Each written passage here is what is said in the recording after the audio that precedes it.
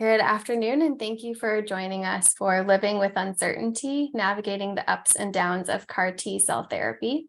My name is Victoria Tripp, and I am an oncology social worker and community navigator for Cancer Support Community's CAR T Concierge Program.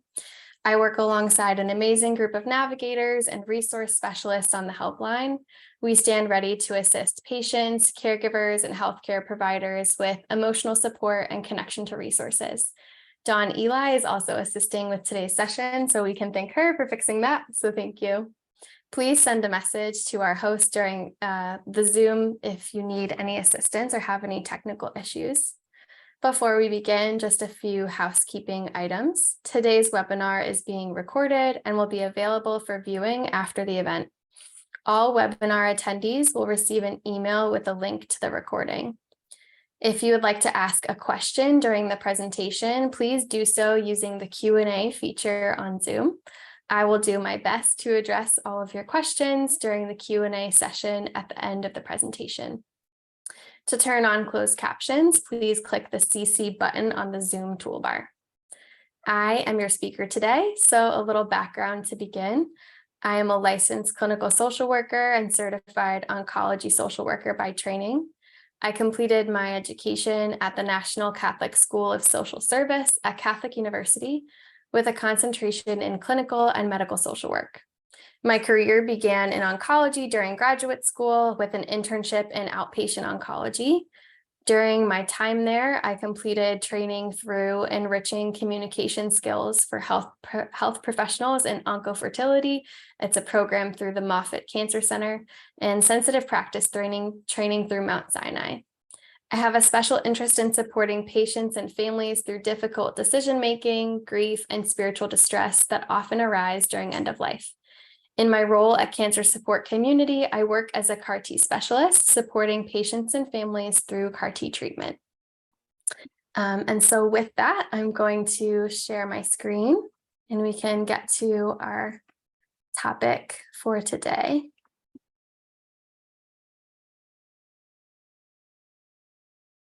So, living with uncertainty, navigating the ups and downs of CAR T cell therapy.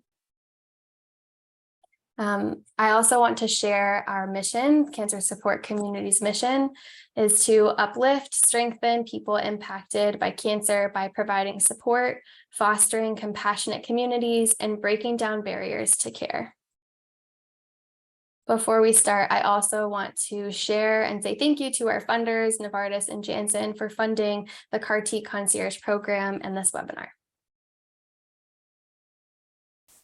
So just to go over the agenda of what we will be covering today, we're going to zoom out and talk about cancer in general and get more specific to CAR T as we move through. Because although today's webinar focuses on CAR T, so much of the experience starts from diagnosis. So we'll start by how cancer creates change in our lives, the common challenges and worries that come up, mental health, acknowledging the known and unknown, coping with CAR T, and then we'll talk about some resources that are available. So to begin, while we may not wish to acknowledge it, uncertainty is a natural and unavoidable part of life. Very little about our lives is constant or totally certain, and life can change very quickly and very unpredictably. And while this is true for everyone, cancer and the CAR T journey in particular have a way of exacerbating this uncertainty. So there are many things that you don't know: how you will feel when you go through treatment, potential short and long-term side effects, how long it might take to recover, whether CAR T therapy is going to prolong or improve your quality of life, and how you and your family might be able to manage the household and financial obligations while you go through treatment.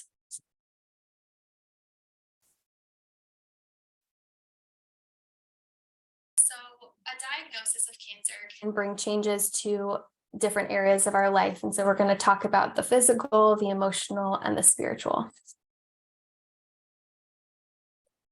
Physical changes will vary from person to person, and the extent of physical changes will vary as well. So some people may experience a lot, and some people may not experience any.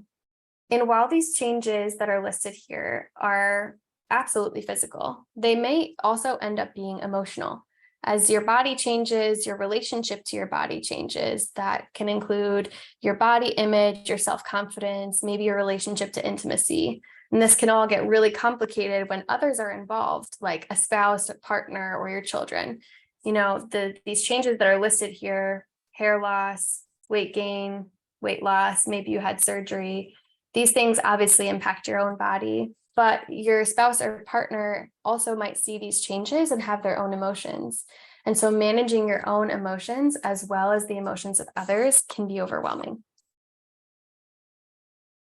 And then we also have the emotional, like I said, and with that, we can feel very vulnerable. You might feel an increase of anxiety or worry, or an increase in feeling depressed or sad. And you might have thoughts like, what's going to happen? Or will I be okay? How is my partner or family doing? How can we afford this? And, we also might feel a little bit isolated. With CAR-T, it's a unique process and unique treatment that not everyone goes through. And so it can be hard to find someone to talk to who's been through the same thing. And the process is one of hurry up and wait, lots of rush, and then waiting for cells to be collected, waiting for cells to be processed, waiting for insurance approval, and that can increase anxiety. And the spiritual. And when I say spiritual, a lot of people think immediately of religion. And for some individuals, that might be the case. But for others, it might just have to do with making meaning in your existential beliefs. And so that has to do with questioning your purpose in life. Maybe this diagnosis makes you search for meaning or think more about what you believe. You might start asking questions about why me, or what does this mean, or how can I make meaning from this out of this, difficult situation. And many patients tell us that cancer changes everything. It can cause folks to reevaluate key aspects of their life, what's important to them and their families in light of diagnosis and treatment. And this can cause people to want to make changes in their life. And across all diagnoses, ages, treatments, walks of life, we find that most cancer patients and caregivers struggle with these three universals: loss of control, unwanted loneliness, and loss of hope. These universals can stir up all kinds of feelings and emotions, and that's why it's really common for folks to need some extra support during a cancer diagnosis and treatment, and even into survivorship. So, what are some common challenges and worries beyond what we've already talked about? So these statistics that I'm showing right now come from Cancer Support Community's Cancer Experience Registry for patients and survivors. And it's a registry that captures the experience of patients as they move through their cancer journey from diagnosis into survivorship. And so I show these statistics to make you feel less alone. You have so many people who are also feeling these emotions and struggling with these concerns. So to go through just a few of them, 53% of patients are worried about the future and what lies ahead. People are worried about making sure that they have savings, not depleting their savings to cover treatment costs. They're worried about how this will interrupt their school, their work, or whatever they've got going on at home. And folks who have cancer are 38% more at risk for clinically significant levels of depression. And something to note with that is when I say clinically significant levels, I'm not just talking about the occasional up and down and feeling in a low mood, but at a significant level where you could be diagnosed with depression. So that's still a pretty high amount of people who are reporting that as something they've experienced. And then for our caregivers, we know that being a caregiver can impact them in a lot of different ways. One that's highlighted here is their health. People reported that their health was worse after they began their caregiver role, that they felt a little out of control of the things going on in their life. And that a large number of people reported that they were feeling substantially worse anxiety than the national average. So we're seeing, lots of increase in these strong, intense emotions. all these different concerns, there's lots of uncertainty that's driving all of these feelings. So, being worried about the future and what lies ahead, having to put plans on hold. This is especially true for CAR T because you have to travel to your treatment center and potentially not be home for a month, even more at a time, depending how far away you have to go. So you're really having to put plans on hold. You might be worried about the side effects like neurotoxicity or CRS. You might be wondering, what happens if this doesn't work? What will be next for me? So there's lots of things that are uncertain. And there's different things at play for caregivers as well. For CAR T, the caregiver has a large role in observing the patient in those 30 days after reinfusion. And so there is a lot of potential stress that can come from that and having to do caregiving tasks alone, to juggle that while maybe managing things back home if there are children or pets involved. There's also just the fear of losing someone you love or watching someone you love suffer. And there might be thoughts like, what happens if something goes wrong? What are my responsibilities? What about all the work I have to miss? There's a lot going on for both the patient and caregiver at this time. And all of these things can really impact our mental health. So today, when I talk about mental health, I'm referring to these different terms. And so we'll go into depth with each of them. And so first we'll talk about distress. So distress, when people hear the word, they might not know exactly what it means. And so it's a mix of anxiety and depressive symptoms. So it's, general concern that's causing sleeplessness, maybe lack of appetite, trouble concentrating, or difficulty carrying on your normal activities.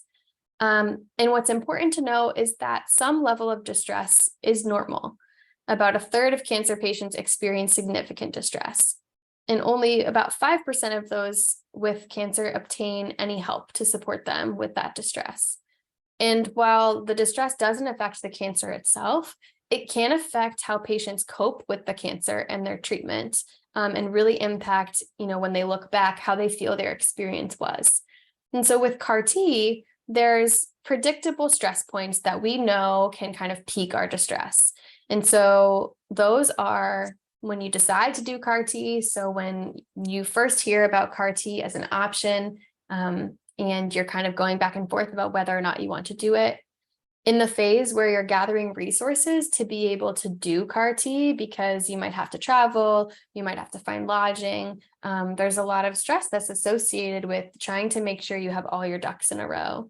And then, of course, the actual treatment. So when they collect cells, which is called apheresis, when they reinfuse them, which is called reinfusion, and the summary appointment, where you get together and find out whether or not you had a response to this treatment. Those are all predictable points of distress. And so you might feel it kind of ebb and flow. I kind of like to think of it as peaks and valleys. So your intense emotions will probably go up during this time, and then they should come down. Anxiety, which is a feeling I'm sure a lot of us are familiar with, but it can feel like tightness in your chest. It can feel like your heart racing, or uncontrollable worry, intrusive thoughts. It can interfere with your sleep. So if you're having trouble falling asleep or staying asleep. And again, this is something that along the way, everyone probably experiences, but it's important to note that if it's extreme or it's prolonged, so it's lasting for a really long time, it can lead to a more serious anxiety disorder that can affect your ability to participate in your daily home and work activities. And that's when we would want to seek out help, which we'll talk about more later too. And depression. So depression is fairly common among cancer patients. Patients with cancer are 2 to 3 times more likely to get depression than the general population, which is just important to note, that you're more at risk for it, and also to normalize that it's something that a lot of people experience. But with that, it doesn't have to be a part of your experience that causes you to suffer. So while emotions fade over time, some may develop into depression. And it's very similar to what I was saying about anxiety. If it's very severe or if it's lasting a really long time, there is help for you. One thing also to think about is our mental health can and does manifest physically. So like I mentioned with anxiety, you feel it in your body. You might feel your chest tighten or different things. With depression as well as anxiety, you might feel extreme fatigue. That's a really big sign. You also might feel general aches and pains, headaches. Sometimes people get like a nervous stomach if it's their anxiety.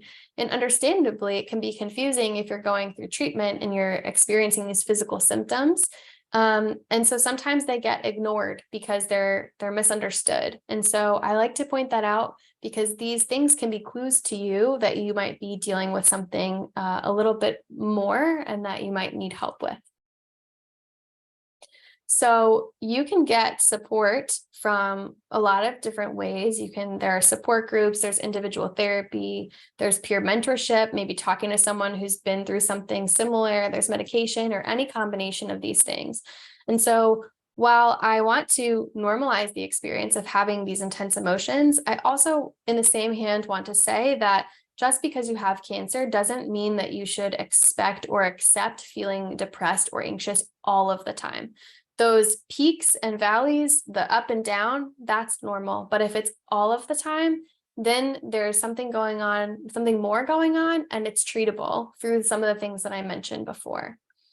I also want to share in terms of CAR-T specifically, that there's research that shows that there's an increase in depression around right after you get CAR-T, but that those physical symptoms and the psychological distress are showed to be improved by 6 months post CAR-T. And so I bring this up to do two things. One, to normalize having some struggles with your mental health throughout the process, because that is what we see for many folks. You're going through a very stressful situation, and experiencing emotions of distress or anxiety or depression are normal reactions to an abnormal situation. Your emotions will ebb and flow, and there will be peaks of distress. It's when things are constantly low or you're feeling constantly escalated and anxious that we start to get concerned. And so we'll talk more about those warning signs and how to get help later in the presentation.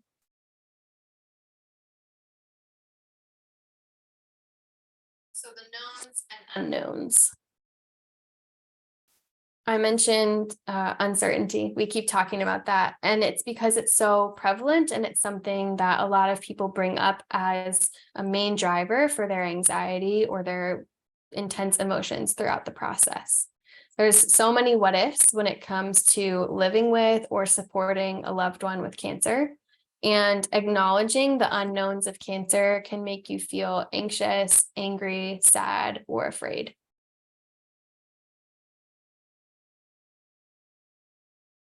And so one thing that can be helpful is recognizing that there are situations you can control and those you cannot. And as hard as it sounds, and it's something that, when you hear, you're like, yeah, easier said than done, which I get. Many people find it helpful to let go of the things they cannot change and focus to their reactions to what's going on, because that is something that's in our control. So focusing on something that's out of your control leads to that increased worry and anxiousness, and focusing on what you can control can really alleviate that anxiety. So it might be helpful to make a chart like this, or even to make lists, as if it were a pros cons list. Instead, you can make a list of in my control and outside my control. So, looking at this chart, what are things that are outside of my control? The diagnosis that I have, the treatment recommendations I might be given, the responses or emotions of those around me, what the future might hold. All of that is outside of my control. But what is inside my control? I can control what I learn about my treatment options and the decisions that I make about that, or how you spend your day. You can control how you communicate your feelings and your needs, and how and if you get help. You can control how you respond to your own diagnosis or the diagnosis of a loved one. And when it comes to CAR-T, we talked about how a lot is out of your control, down to maybe the dates of your treatment. You're at the mercy of the medical system at some points. So focusing on what you can control can be very helpful. And things that might help with that, talking to someone who's gone through CAR-T before so that you have some good expectations. When you don't know what's ahead of you, that can cause a lot of anxiety. And so maybe hearing from someone who's been through it and is on the other side might give you more information about what it might be like and what to expect. And that might alleviate some of your distress. You can make a list of the things you can do to prepare and accomplish those things. One story I'll share about making lists. I myself love to-do lists. It makes me feel very accomplished because I can write down a list of things. I can check them off and look back after the day and say, okay, these are the things that I did. I feel like when I check something off, there's like a little hit of dopamine of like, oh, I did something.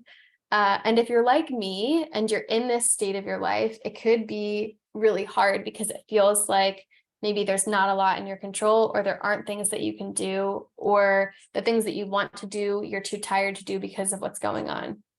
And so here's a tip or trick I would say, is that sometimes your only job is to rest and recover. And so if you're the kind of person that likes to be productive, making a list of recovery activities can be helpful. So instead of filling your list with, all the daily tasks that you are supposed to do, fill your list with things like get up, get dressed, take a shower, eat lunch, read, take a nap. The things that you're already going to do that day, or the self-care activities that you're going to do to make yourself feel better, put those on a list and then accomplish them and check them off. And you can look back and have that same sense of, oh, I did these things today. Because although your productivity might change, it's just as important to rest and recover as it is to, do a bunch of things throughout your day. So that's my little tip and trick, is to make a list of things that you're going to do to help yourself recover. It might help your mental health too.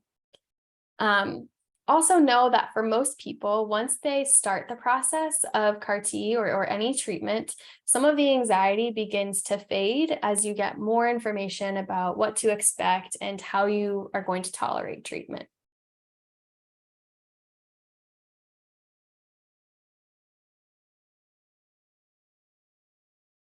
The journey in particular is very much like a roller coaster. There are starts and stops of trying and stopping ineffective treatment. There's the ups and downs that remission and progression begins, as well as the journey to get CAR-T approved and to get connected to the medical center. Like I said before, there's lots of hurry up and wait, starting and stopping. And it can be exhausting, and there's a feeling of wanting to get off the roller coaster and not being able to. So how can we cope? So I want to stop for a moment and to take a breath and do a small exercise together. We've talked about all of the stressors of cancer and CAR-T, and it can all be overwhelming. I want to stop and take a breath and reflect for a moment. And I want you to think about a situation from your past. How have you coped with feelings of uncertainty or worry in the past? How do you cope with hard things? And while you think about that, we're going to stop and take 5 deep breaths together. And this might feel funny, but we're just going to go with it. And make sure when you're taking these deep breaths, it's like you're filling a tire around your abdomen. Your breaths, I don't want them to stay in your chest. Full deep breaths. So we're going to start with those now.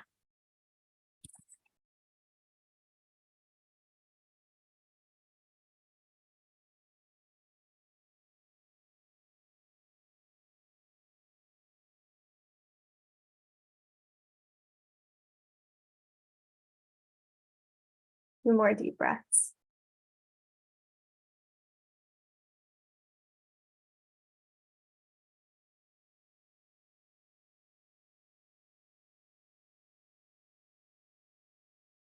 You can keep taking deep breaths while I keep talking a little bit about this reflection. I want you to think about activities that bring you joy and what things you like to do for yourself when you're feeling down, or what things you have done in the past when you've felt that way. Did you talk to a friend? Did you talk to a partner? Did you go to therapy? Did you seek counsel from a trusted friend or religious figure? Think about it. Maybe even write it down. You can grab a piece of paper or write in the notes on your phone. You can also do this later if you need to. But the reason why I want you to write it down is I want to share something about how your brain works. When you're feeling intense emotions, our rational brain, the brain that can think about how to feel better or how to cope with something or come up with something for us to do for ourselves, it goes offline. The amygdala, the part of the brain that's in charge of keeping you safe, is on. And this is the part of the brain I'm sure you've heard: fight, flight, freeze, fawn. That's the part of your brain. It's in high gear. And that's why it can be really hard to think or to talk or to process things when you're feeling intense emotions. So having a list that you can go back to and refer to can really come in handy. Because when you're feeling those intense emotions, you might not in the moment be able to think like, hey, going for a walk would probably really help me right now. You're just really stuck in that escalated high emotion place. So look at this list that you've made ahead of time. You can show your partner or a close friend, and they can maybe even suggest something to you if you're having a hard time. So when things get hard, you can look back on this list and not only remind yourself that you do have the skills to get through it, but you can even pick a skill or tool to help. And now that we've done deep breaths together, you can definitely add deep breaths to your list. So we're going to keep talking about coping. Some tips for managing emotions and coping with all you're experiencing now. There is no right answer that will fit for all people. Each person, the changes that are made, or even the decision to not make any changes will be a personal one. And so I like to tell people to just, if it's hard to figure out what to do, to keep doing the things you've always loved to do, if you can, because sometimes our treatments and cancer gets in the way. But if you can, do what you've always loved to do. It can bring a sense of normalcy to a very not normal, chaotic feeling situation. CAR-T can feel very chaotic with a lot of things out of your control. So doing something that makes you feel normal can be so helpful. And if you need to try something new or start a new hobby, go for it. And you can use the list above to help brainstorm some of those ideas. And it's important to remember that these things do not have to be big things. Sometimes people will say, I don't have the time, or I have so many doctor's appointments, or I'm too tired to do anything for myself.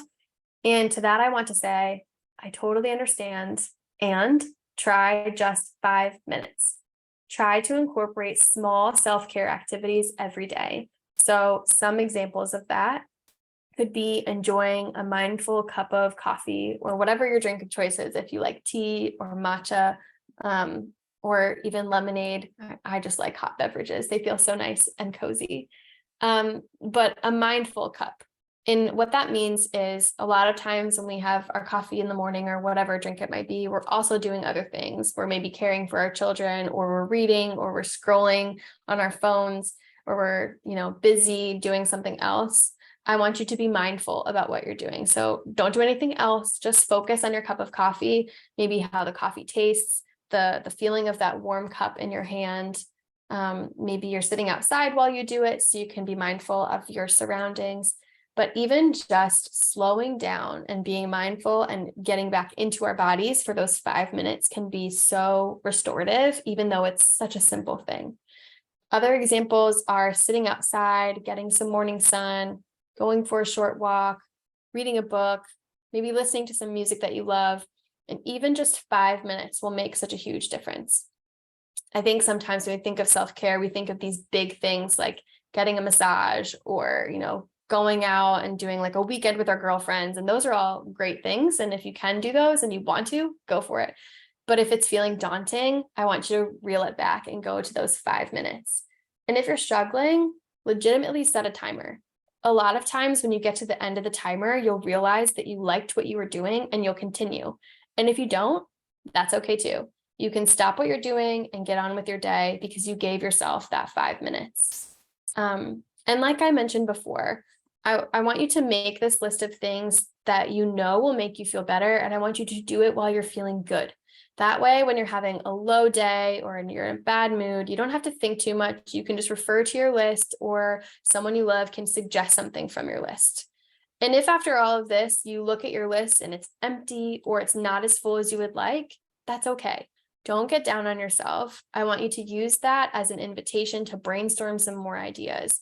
Get together with someone you love or someone that knows you well and add some new things to the list. They might be able to have insight and say like, hey, I think you like enjoying this if you're struggling for things. You might be able to add some new things to the list, and you can use that list above, like I said, as a jumping off point to try something new. And I know trying something new can be really hard and feel daunting, but that's where the 5-minute rule really comes in handy. You can try something new for just 5 minutes. I also want to remind you that you are not alone. You have a support system waiting and ready to help you. If you find that you are extremely anxious about the future, reach out to a trusted friend, a clergy person, or a mental health professional. Talk to your medical team, talk to your oncologist or your oncology nurse or your social worker about your concerns. Sometimes your fears and concerns may be unfounded, and they might be able to clear something up for you through a better understanding of your cancer and its treatment. Education can be a really good coping skill for some. But with that, know yourself. If having information makes you feel more grounded and less anxious, go for it. But if you're the type of person that having information will make you more anxious, or you won't be able to stop researching, that's okay too. Know yourself. And when we are talking about severe emotions, this is where I want to really encourage you to get help. So I want you to contact a licensed mental health provider or talk to your social worker so they can help you get connected. If you feel like you are worrying most of the day for most days of the week, or your worry is getting in the way of doing the things you need and want to do, and you can replace the word worry with any other strong emotion or feeling. So if your distress or your crying or your sadness or your fatigue is most of the day for most days of the week, or it's getting in the way of the things that you want or need to do, that is when you need to get help. Feeling strong emotions and having ups and downs during CAR-T is okay and normal. But if you find that you're experiencing it stops you from participating in your life, or you feel like you can't get out of the moods, that it's just pervasive and all the time, it's time to ask for help. And so where can you ask for help? We have some resources. So at Cancer Support Community, we have a helpline. And I mentioned that before, that I work on the helpline with my fellow colleagues.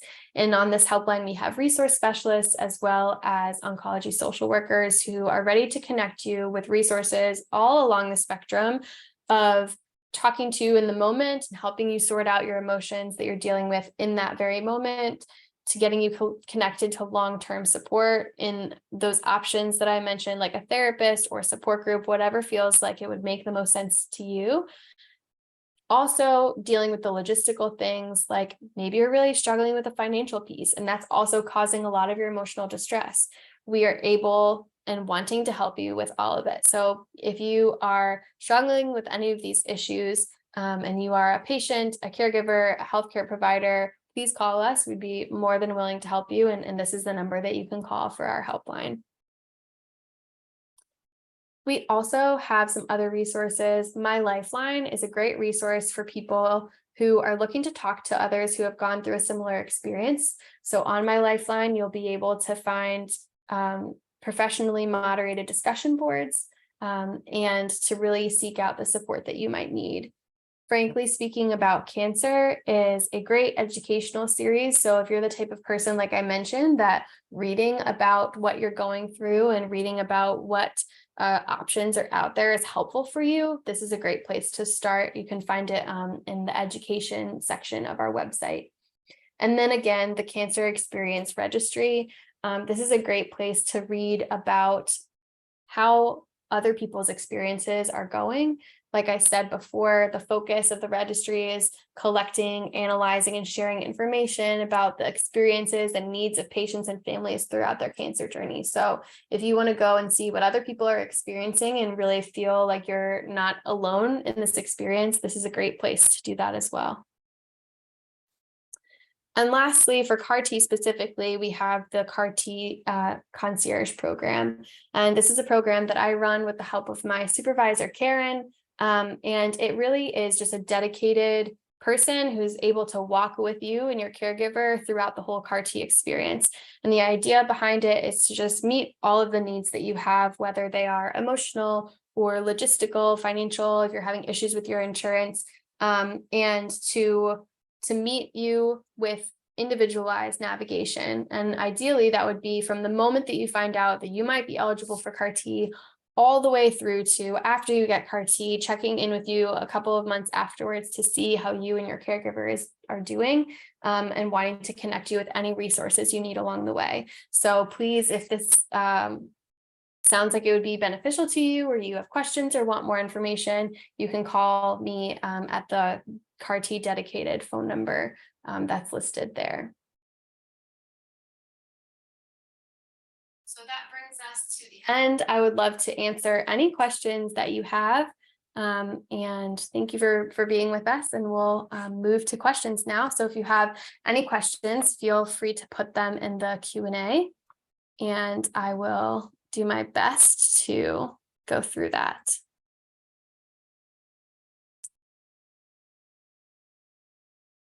So I have one question that says, could you explain more about what CAR-T cell therapy involves?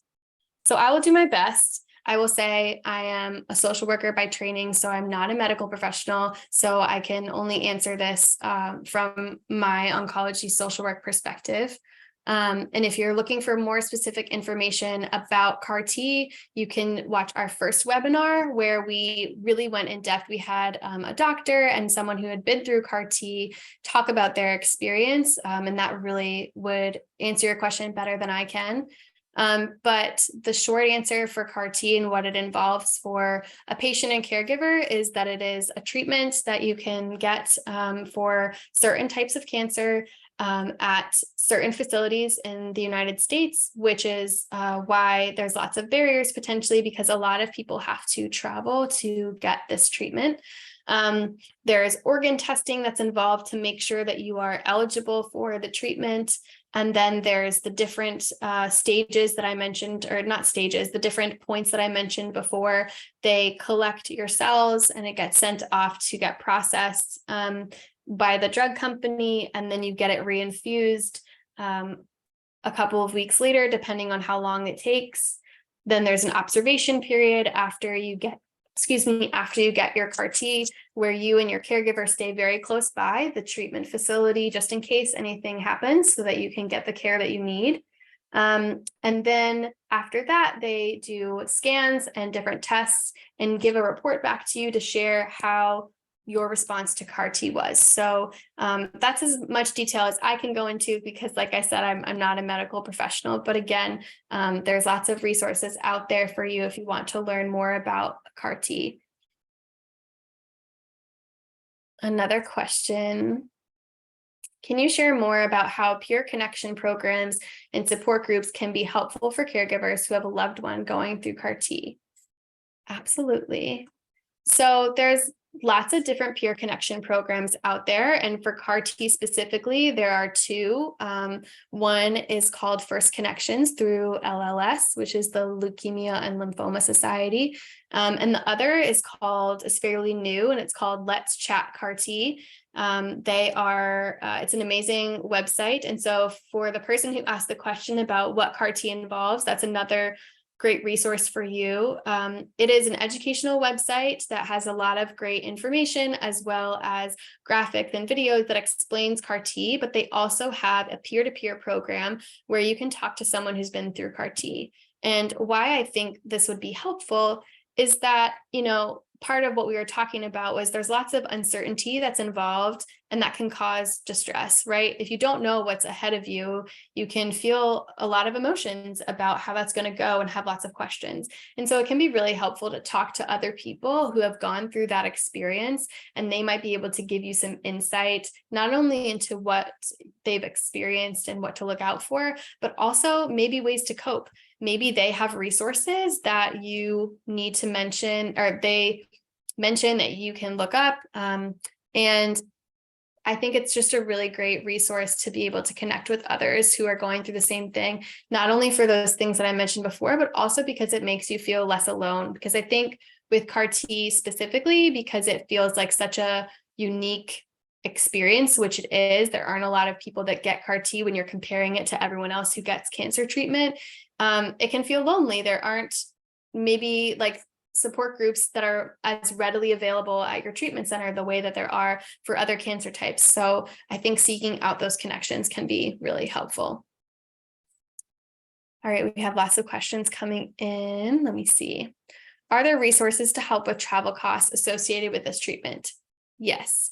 And that is one of the benefits of the CAR-T concierge program is I'm able to find all of those for you and kind of do all the heavy lifting. And then that leaves you to just have the capacity to look at the resources and apply to them instead of having to do all the late night searching. But yes, there are resources to help with the travel costs. There are financial grants that are out there, as well as each CAR-T drug company has a patient assistance fund. And one of the major things that those funds help with are the travel costs and the lodging costs that come up with having to stay by your treatment center. So if you are going through CAR-T, please enroll in the CAR-T concierge program because it's free to you, but also talk to your social worker or your CAR-T coordinator and make sure that you're getting connected to the patient assistance fund that's associated with your drug. So yes. All right, another question. Many CAR-T patients and caregivers travel for treatment, which can lead to those ups and downs. Would you be able to highlight some resources available to offset those things? So yeah, like I said, the patient assistance fund and other grants are really, really helpful. As well as, talking to your oncology social worker or the coordinator at your treatment center, because sometimes there are local resources that I might not know about or are hard to find on the internet that they would know because it's part of their program. So definitely keeping in touch with your medical team and always asking them these questions is really helpful too.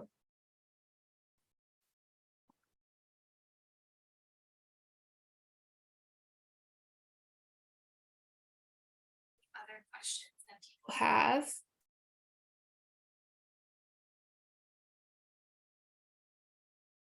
Looking through the chat, if people are interested in finding out about the first webinar, you can access it through that link, as well as it is on our YouTube. The cancer support community has a YouTube account where they save all of their videos and recordings. So you'll be able to find it there. So I can't pull up the link now, maybe someone else is able to and find it in the chat. But if you look up what we know now, the title, and look it up in YouTube, you should be able to find that. So that's another way that people can access that webinar.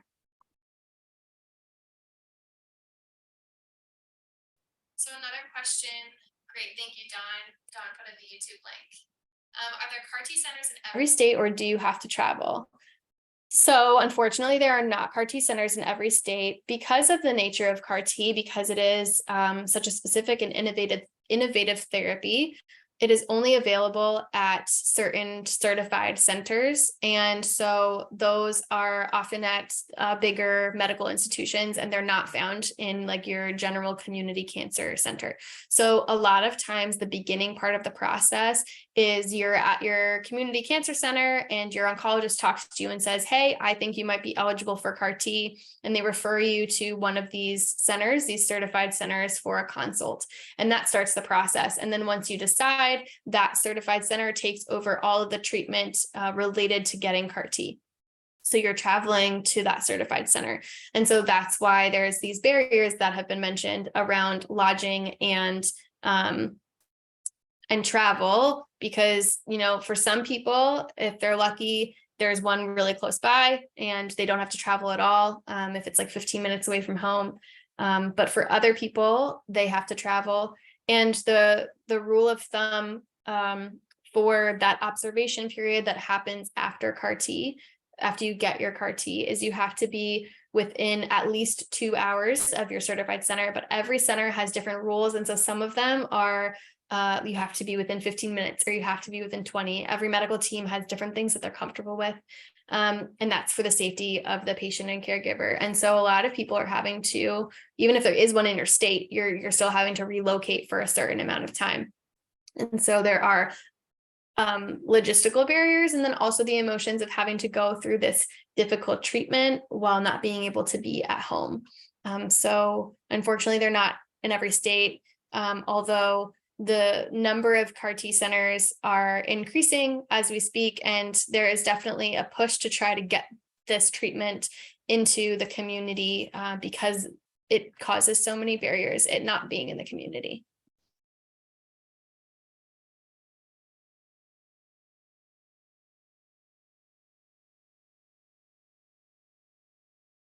What other questions can I answer for you?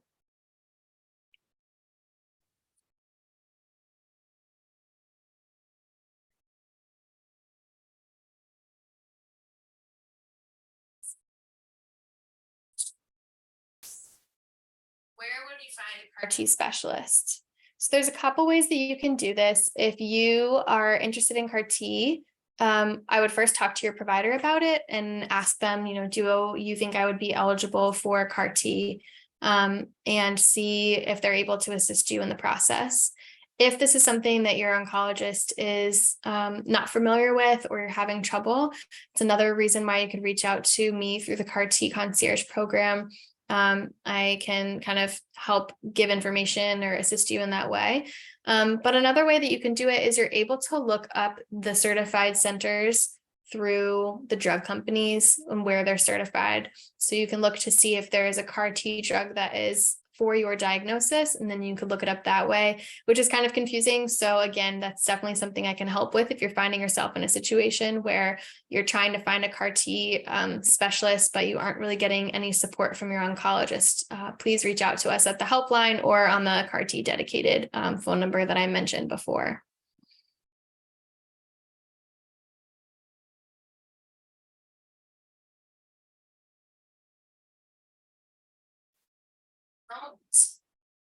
I don't think there's any other questions unless I'm going to pause and see if there's any other that pop through.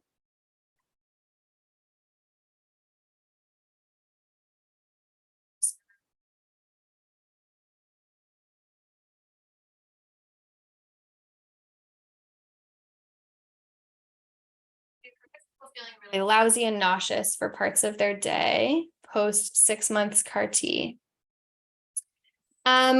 I am not the person to answer this question, and so I'm going to direct you to the first webinar that we talked about, because I think there are potentially answers for you in there.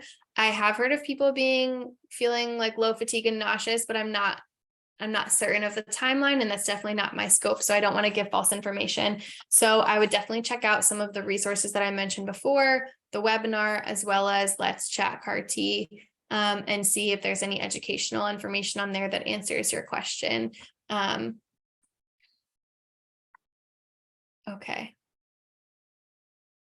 What is the role of the caregiver during the 30-day period?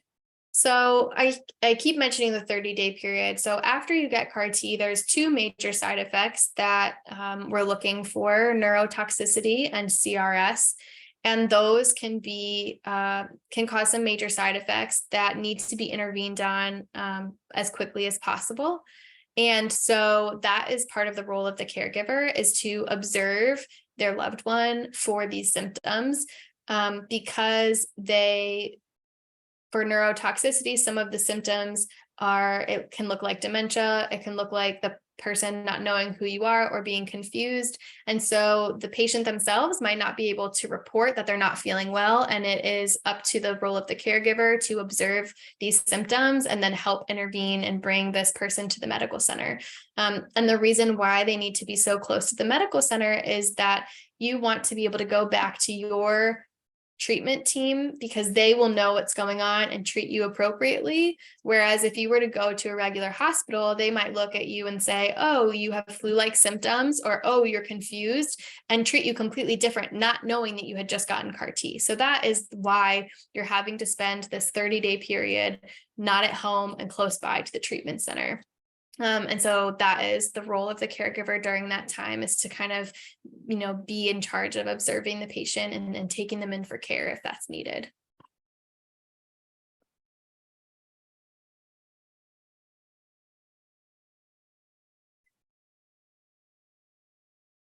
Well, thank you all for being here. Oh, I can answer one last question. Are there any resources specific to children who have a loved one going through CAR T? There aren't any resources that I know of, at least, that are specific for children for a loved one going through CAR T. But there are lots of amazing resources out there for children who have a loved one going through cancer. Cancer Support Community has a really great document called What Do I Tell the Kids? I believe it's what it's called. It can be found in our Frankly Speaking series on our education part of the website. It is an amazing piece that breaks things down at a developmental level so that you can talk to your kid in a way that they'll understand and answer their questions at the level that they need. Which is really, really helpful, because a lot of times parents don't know how to talk to their kids about these things, and that can lead to them not talking to them, which isn't ideal, because that can raise their anxiety. So we want to talk to our kids about what's going on. We just want to meet them where they are developmentally. So that's a great resource. There are also lots of really great books that are available. I love books because it's something that you normally do with your kids, is read them books. It meets them at their level, and it can really help them understand things through their lens, which is play and reading. So you can look for books that have to do with a parent having cancer. There's also a calendar that's out there from a company called Mighty and Bright. One thing that's important to note when you have a loved one going through cancer is your schedule changes, and kids are really sensitive to schedule or routine changes. And so you can get this special calendar that's out there for kids who have a loved one with cancer, or you can just make one yourself, but outline to your kid, what's going to happen this week, who's picking them up for certain things, especially if it's going to be someone new, or who's bringing meals, or, mom or dad is getting treatment on this day. What are some quiet activities that you can do for them or do with them? So the more we can prep children for what they're about to experience, the better we can lower their anxiety. So there's lots of great resources out there. If you need any other resources or more support, please call the helpline. Any of us would be happy to email these specifically to you, as well as the CAR T concierge line as well. I'd be happy to kind of brainstorm things specifically for CAR T.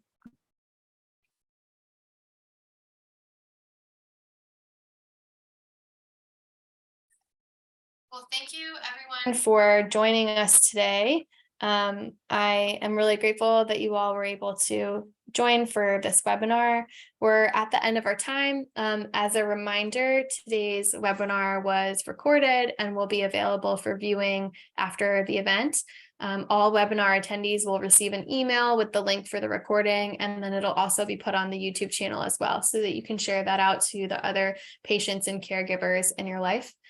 So again, thank you for joining us, and enjoy the rest of your day.